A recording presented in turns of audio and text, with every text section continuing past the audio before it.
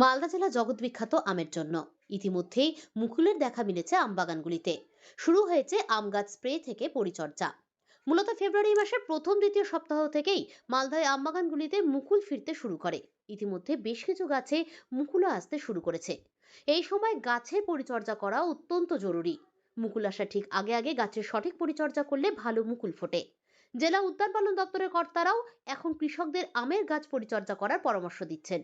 আম বাগানগুলিতে গাছের শাখা প্রশাখা ভালো করে জল দিয়ে ধুয়ে ফেলতে হবে। এতে গাছের উপরে ধুলোবালি পোকামাকড় সমস্ত কিছু পরিষ্কার হয়ে যাবে। মুকুল ফিরতে অনেকটাই সুবিধা হবে। মুকুল ফোটার সময় কোনো রকম পোকামাকড়ের উপদ্রব হবে না গাছে। এই সময় প্রতিটি আম বাগানের গাছের গোড়া গোল করে খুঁড়ে দিতে হবে। নিয়মিত সেখানে জল দিতে হবে, সঙ্গে জৈব সার দিলে খুব ভালো। জেলা উদ্যান পালন দপ্তরের কর্তারা বলেছেন, ফেব্রুয়ারি মাসের প্রথম সপ্তাহের শেষ অথবা দ্বিতীয় সপ্তাহের শুরু থেকেই মালদা জেলায় আমবাগানগুলিতে মুকুল ফিরতে শুরু করে।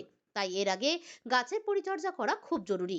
মুকুল ফুটে গেলে অনেক সময় ম্যাঙ্গো হপারের উপদ্রব বৃদ্ধি পায়। ম্যাঙ্গো হপারের উপদ্রব কমাতে কীটনাশক প্রয়োগ করতে হবে, তাহলে গাছের মুকুল ভালো হবে, আগামীতে ফলন ভালো হবার সম্ভাবনা থাকবে। অন্যদিকে এবছর তুলনামূলকভাবে আমের মুকুল অনেকটাই কম, তাই এবছর ফলন খুব একটা ভালো হবে না বলে আশা প্রকাশ করছেন আম ব্যবসায়ীরা।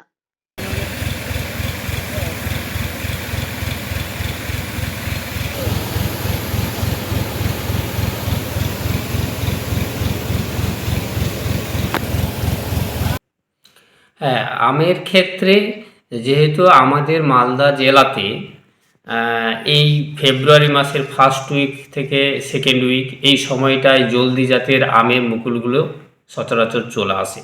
এখনও পর্যন্ত মালদা জেলার যে আবহাওয়া, সেই আবহাওয়া কিন্তু কমফোর্টেবল আছে, কোনো প্রতিকূলতা সিচুয়েশন এখনও তৈরি হয়নি।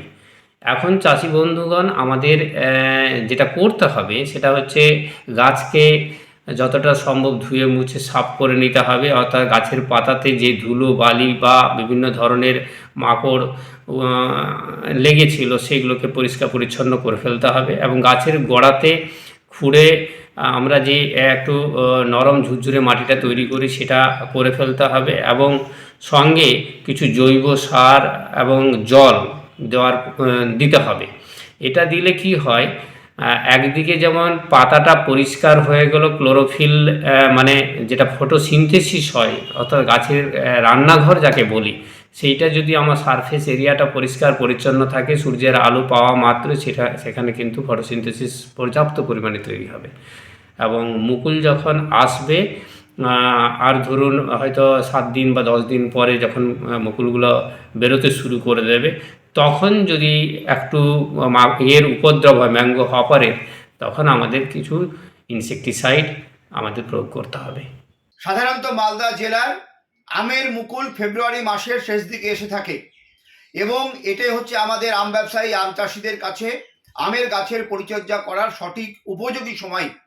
ইতিমধ্যে আমাদের পশ্চিমবঙ্গ সরকারের ফুড প্রসেসিং এবং হর্টিকালচার ডিপার্টমেন্টের সমস্ত আধিকারিকবৃন্দ আছে, তারা বিভিন্ন ব্লকে ব্লকে আমাদের আম চাষি বন্ধুদেরকে বিভিন্নভাবে তারা নির্দেশ প্রদান করছেন, তারা পরামর্শ দিচ্ছেন এবং তাদের পরামর্শ অনুযায়ী আগাগোড়া সমস্ত গাছগুলো স্প্রে করা দরকার এবং প্রত্যেকটা আম গাছের গোড়া খুঁড়ে দিয়ে সেখানে জৈব সার দেওয়া দরকার। এই সমস্ত কাজ এক্ষুনি আমাদের করতে হবে, কারণ এ মাসেই যে মুকুলগুলো বেরোবে, এই মুকুলগুলো যখন ফুটে উঠবে তখন যদি সঠিকভাবে আমরা স্প্রে করতে পারি তাহলে এবার আমের ভালো ফলন হবে এবং আমরা আশাবাদী যে এবার আমাদের যে মালদা জেলাতে ব্যাপক ফলন হবে।